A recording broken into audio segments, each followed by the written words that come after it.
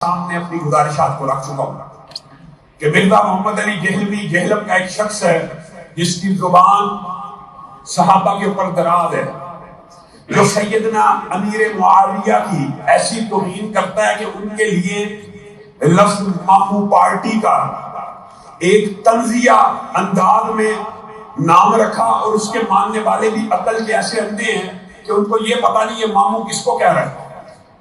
یہ حضرت امیر معاویہ کو مسلمانوں کے مامو اور مومنوں کے خال المومنین کے لقب سے اس کی ٹرانسلیشن کرتے ہوئے، چونکہ ان کی بہن جو ہے وہ رسول اللہ کی بیوی ہے اور ام المومنین ہے، تو یہ مسلمانوں کے حقیقی طور پہ بھی اگر دیکھا جائے تو مامو تو ہیں، لیکن تنزیہ انداز میں مامو پارٹی کہہ کے مخاطب کرتا ہے۔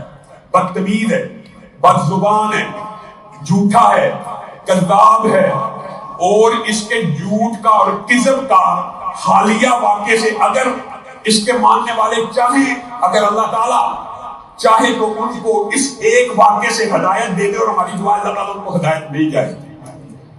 اس کے ماننے والے جو اس کی ہر باطل تعویل اور تشریح کے اوپر ایمان لے کے آئے، بخاری شریف کی 28-12 حدیث کی جو تعویل اور تشریح کرتا ہے اس کو حدیث سمجھتا ہے، حدیث کے بارے میں ہمارے پہ الزام لگاتا ہے کہ یہ حدیث کو سن کے معاذ اللہ کہتے ہیں۔ ہم معاذ اللہ کہتے ہیں تیری باطل تشریح پہ، تیری باطل تعویل کے اوپر۔ اس کی باطل تشریح اور تعویل کیا ہے؟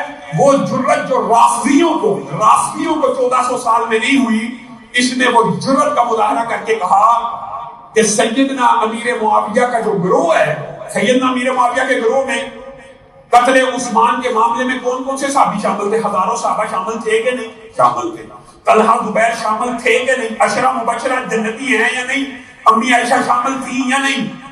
جنت کے اندر رسول اللہ کی بیوی ہے کہ نہیں؟ خود سیدنا امیر معاویہ معین جنتی ہے کہ نہیں؟ ان کے جنتی ہونے کے، معین ہونے کے اعتبار سے متعدد لیکچر موجود ہیں یوٹیوب کے اوپر میں، معین جنتی ہیں۔ اس پورے صحابہ کے معین جنتی گروہ کو کہتا ہے کہ یہ جہنم کی طرف بلانے والا گروہ ہے۔ یہ جرت کسی رافضی کو اس بدن میں نہ ہوئی جو اس نے اہل سنت کا چوگا اوڑھ کے مسلمانوں کے جذبات کے ساتھ کھیلا، اور پھر جھوٹ ایسے بولتا ہے۔ ابھی ایپ 360 کے اوپر اس کی تفسیر آئی، ہم نے اس بارے میں آواز اٹھائی کہ یہ جی جناب آپ کی ایپ ہے، بڑی اچھی ایپ ہے، مستند ایپ ہے، اس کے اوپر کم از کم قرآن پاک غلط پڑھنے والے کی تفسیر تو نہیں ایڈ ہونی چاہیے۔ یہ کہتا جی ان کو احمد رضا بریلوی کی فلاں کی تفسیر پہ اعتراض نہیں ہوا، ان کو میری تفسیر پہ اعتراض ہو گیا۔ ہم بریکٹوں کے اندر جو تشریحات ہیں، تعویلات ہیں، ان کو بھی کوئی جائز اور درست نہیں سمجھتے، لیکن ہم آپ سے یہ سوال پوچھتے ہیں اور مرزا کے ماننے والوں سے، کیا ان کی تفسیروں کے اندر جو قرآن پاک کی آیات لکھی ہوئی ہیں اس کا متن غلط ہے؟ اس کے اندر زیر زبر کی کوئی غلطی ہے؟ آپ کا جو مفسر اعظم ہے وہ تو قرآن پاک ہی غلط پڑھ رہے ہیں، متن ہی غلط پڑھ رہے ہیں۔ اپنی اصلاح کرنے کی بجائے کہ میں متن ٹھیک کر دوں، میں اوپر سے دیکھ کے صحیح طرح پڑھ لوں، اوپر سے دیکھ کر بار بار اوپر سے دیکھ کے غلط پڑھنے میں غلطی لگ جاتی ہے، حافظوں کو لگ جاتی ہے، یہ اعتراض نہیں ہے۔ لیکن تو پوری محنت اور کوشش سے اوپر سے بار بار دہرا کے بھی قرآن صحیح نہیں پڑھ رہا، اس قرآن کو اگر ایپ 360 کے اوپر اپلوڈ کر دیا جائے جس طرح متن، اچھا پھر عجیب لاجک ہے، کہتے ہیں جی جو غلط ہے اس کی غلط سے اس کو چھوڑ دینا تھا، آپ اس کو نہیں پڑھنا چاہتے نہ پڑھیں۔ مجھے بتائیے اگر ایک قرآن پاک غلطی سے غلط متن کا ایک صفحہ چھپ جائے تو کیا کوئی یہ بندہ دلیل دے گا یار اس صفحے کو چھوڑ دو باقی قرآن پڑھ لو؟ اس کو پبلش نہیں کیا جائے گا کہ اس کا متن غلط ہے اور تو پڑھتا ہی غلط ہے، تو نے قرآن پاک ناظرہ جو پڑھا وہ غلط ہے، متن غلط ہے۔ لاجک اور منطق کی بات ہے بھائی، غلط پڑھے ہوئے قرآن کو تو کم از کم اس تفسیر اس ایپ کے اوپر نہ ڈالا جائے۔ انہوں نے ایپ سے تفسیر ریموو کر دی۔ ایسا جھوٹا اور کذاب ہے، اس کے ماننے والے صرف اس ایک بات سے اس کے جھوٹ کا اندازہ لگا سکتے ہیں۔ کہنے لگا یہ جو لاہور کے دو منڈے بھائی ہیں، قرآن میری اور برادر اقتصاد، اور پھر علامہ شہید کے بارے میں کہنے لگا کہ ان کے باپ کا بھی غلط الفاظ بولتے ہوئے بدبخت ہیں، یہ جو گنڈے بھائی ہیں انہوں نے یہ بھی کہا ماموں پارٹی یعنی سیدنا امیر معاویہ کی طرف نسبت کرتے ہوئے ایک تو تنزیہ انداز، پھر ہمارے پر غنڈہ گردی کا الزام، پھر یہ کہا سنیے مدح کا حیض کہ انہوں نے زاہد شیبہ بھائی کو اغوا کیا ہے۔ ہم دو بھائیوں کی طرف اشارہ کرتے ہوئے، ہماری جماعت کی طرف اشارہ کرتے ہوئے انہوں نے زاہد شیبہ کو اغوا کیا، نقاب پوش لوگ آئے، اس کو مارا پیٹا، وہ ابھی بھی بیڈ ریسٹ کے اوپر ہے، اور میں اس کی اجازت سے ان کے اوپر الزام لگا رہا ہوں۔ لعنت اللہ علی الکاذبین۔ یہ ایک موقع ہے مرزا دہلوی کے ماننے والوں کے لیے اصلاح کا، اللہ نے یہ موقع انہیں دیا ہے۔ میں کہتا ہوں اللہ کی، رسول اللہ کی، فرشتوں کی، تمام انسانیت کی اس کے اوپر لعنت ہو جس نے زاہد شیبہ کو اغوا کیا، اس کو مارا۔ ہماری تو اس کے ساتھ ملاقات تک نہیں ہوئی، یہ تو سارا سوشل میڈیا کے اوپر ہم نے آواز کو اٹھایا تھا۔ تو کہتا مارا پیٹا، ہم کہتے ہیں اللہ کی، رسول کی، فرشتوں کی، انسانوں کی تمام کی لعنت ہو جس نے اغوا کیا، مارا پیٹا۔ اور اگر مرزا کے ماننے والوں کانوں کو کھولو، دلوں کو فرار کرو، جو بندہ صحابہ کے بارے میں جھوٹ بولتا ہے تمہارے بارے میں کیوں نہ بولے گا؟ اور پھر میں ان کو چیلنج کرتے ہوئے کہتا ہوں یا تو اللہ رسول کی لعنت ہے جس نے اغوا کی ہے، یا تو پھر اللہ رسول جمیع انسانوں اور فرشتوں کی لعنت ہے جس نے ہمارے پر جھوٹا الزام لگایا۔ اور پھر زاہد شیبہ صاحب آپ کہاں چھپے بیٹھے؟ آپ کیا اس کام میں ملوث ہیں؟ آپ کو کس نے اغوا کیا گیا؟ اس کی ایف آئی آر کہیں؟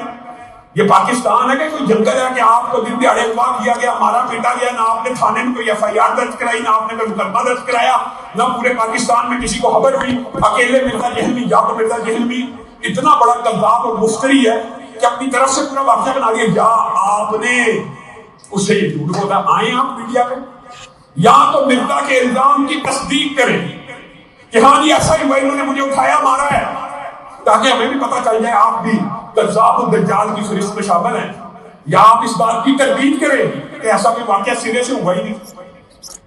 اور اگر آپ تردید نہیں کرتے، سامنے نہیں آتے، تو پھر علماء اہل حدیث کو یہ بات سوچنی پڑے گی کہ اس ایپ کے ساتھ ہم نے بائیکاٹ کرنا ہے یا اس کو باقی رکھنا۔ اب اس ایپ کا مکمل بائیکاٹ کیا جائے گا، یا تو زاہد شیبہ اپنی پوری کریڈیبلٹی کو مجروح کر دے یا سامنے آئے اور کہے کہ یہ مرزا کذاب الدجال ہے، جھوٹ بولا، مرزا دہلوی تیری کلام بازیاں کھانے سے تو بچ نہیں سکتا، آج تک تو ان جھوٹوں کا جواب نہیں دے سکا جو تو نے کہا تھا کہ یہودیوں نے کہا رسول اللہ کو چھوکرا۔ کس یہودی نے کس کتاب میں کہا ہے؟ ہم نے صرف یہ مطالبہ کیا تھا کہ دکھا دے 1400 سال میں کس یہودی نے رسول اللہ کو یہ کہا۔ تو نے جھوٹ بولا ہے تو معافی مانگ لے، ہم نے تیرے پر توہین رسالت کا الزام بھی نہیں لگایا، ہم نے کہا ہو سکتا ہے تیری زبان سے نکل گیا۔ اس کے جواب میں کہتا ہے جی فلاں نے کہا ہے، فلاں نے کہا، یہ جواب ہے، فلاں بھی کہتا ہے، فلاں بھی کہتا ہے، آپ کے مسلک کے قاری خلیل نے کہا ہے۔ اور بھائی دعویٰ تو نے کہا ہے کہ یہودی کہتے تھے، تو وہ دکھا دے کہ یہودیوں نے کس کتاب میں کہا۔ پھر کبھی کہتا میرے ساتھیوں کے اوپر تو صحابہ سے بھی زیادہ طلب دور آ گیا، صحابہ نے وہ نمائشیں نہیں صحیح جو میری ساتھیوں نے صحیح، پھر مکر گیا، پھر اڑ گیا، پھر مکر جاتا، پھر اڑ جاتا ہے کہ بعد اعتبار سے میں نے کہا تھا، پھر کہتا چھڑے آفت کی کوئی فضیلت نہیں۔ یہ متعدد باتیں یہ جھوٹ بول بول کر تو کیا لوگوں کو بیوقوف بنا لے گا؟ اور پھر اس کے اندر مقلدین کو بندہ کیا کہ damage has been done، جو کنویں کا مینڈک ہے نا اس کے لیے پوری زندگی کنواں ہے، وہ کنویں سے باہر کبھی نکلے نہیں، اس کو پتا ہی نہیں باہر کوئی دنیا بھی بستی ہے۔ اللہ کی ایسی مار اور پھٹکار اس کے اوپر ہے۔ اللہ کے فضل سے ہم سیاسی طور پہ بھی لوگوں کی مخالفت کرتے ہیں، ہم روافض کی کھلے عام مخالفت کرتے ہیں، ہم کسی بھی صحابی کو گالی دینے والے کو روکتے بھی ہیں، ٹوکتے بھی ہیں۔ اور یہ بات سمجھ کہ پاکستان کے اندر سیدنا ابو بکر سے لے کے امیر معاویہ کو کوئی گالی نہیں دے سکتا، اگر دے گا ہم اس کو روکیں گے اور روکیں گے کہ نہیں؟ پھر بھی اللہ کے فضل سے آپ کے سامنے میری زندگی ہے، میں دن کے اندر، رات کے اندر، صبح کے اندر لاکھوں ہزاروں لوگوں کے درمیان دیوبندی علماء ہوں ان کے ساتھ، بریلوی علماء ہوں ان کے ساتھ، حتیٰ کہ شیعہ علماء ہوں ان کے ساتھ بھی ٹی وی کے اوپر موجود ہوتا ہوں۔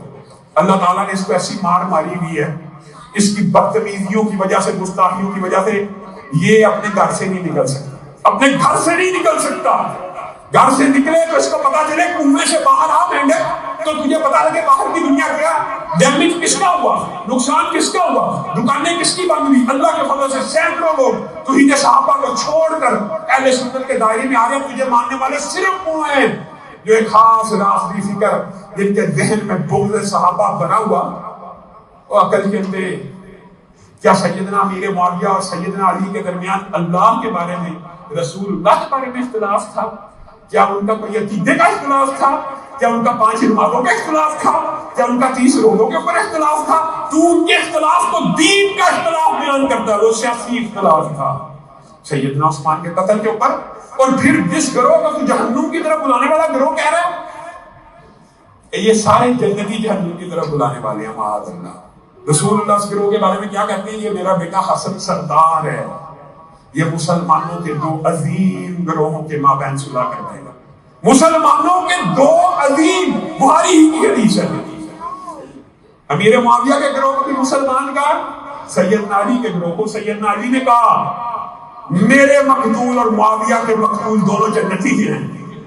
خود بتائیے آج تک اہل سنت میں سے کسی ایک نے، کیسا بات عقل ہے کہ جہنم کی طرف بلانے والا گروہ جو اجماعی امت 1400 سال سے ہے، کون سا گروہ تھا؟ خارجیوں کا۔ اور خارجیوں کے خلاف سب سے بڑی دلیل حضرت علی نے کیا پیش کی تھی؟ انہوں نے خارجیوں کے خلاف یہ دلیل پیش کی تھی کہ اپنے آپ کو حق پہ سمجھتے ہو؟ ہاں، تو پھر بتاؤ تم میں ایک بھی صحابی رسول ہے؟ ایک بھی صحابی رسول ہے؟ یہ کتنی بڑی دلیل ہے۔ یہ ہزاروں صحابہ کا گروہ، آج تک کسی اہل سنت نے یہ بات کی ہے کہ طلحہ اور زبیر کی شہادت کے اندر حضرت علی ملوث ہے؟ کسی نے کی ہے؟ کیسے شہید ہوئے تھے سب کو پتا ہے۔ خود حضرت علی نے ان کو قتل کرنے والے کہا تھا تمہیں جہنم کی بشارت ہو، اور آپ سیدنا عمار کے قتل کے اندر سیدنا علی کو ملوث کر کے اور کہتے ہیں یہ جہنم کی طرف لانے والا گروہ تھا۔ یہ خارجیوں کا گروہ تھا۔ آج وقت آ گیا ہے جو اس نے اتنا بڑا جھوٹ ہمارے اوپر الزام لگایا ہے، اپنی دیکھیں اپنی ذاتی انا کو تسکین لینے کے لیے، اپنی شرمندگی کو چھپانے کے لیے جو بندہ اتنا بڑا جھوٹ کر سکتا ہے صرف اتنی سی بات کو چھپانے کے لیے۔ اسٹوڈنٹ سے پوچھا آپ کی تفسیر کیوں نکلی؟ وہ جی انہوں نے اس کو مارا تھا، اغوا کیا تھا، پیٹا تھا، اس کو ابھی بھی بیڈ ریسٹ کے اوپر ہے۔ جو اپنی انا کی تسکین کے لیے اتنا بڑا جھوٹ بولے، وہ صحابہ اور رسول اللہ پہ کیسے کیسے جھوٹ نہیں بولتا۔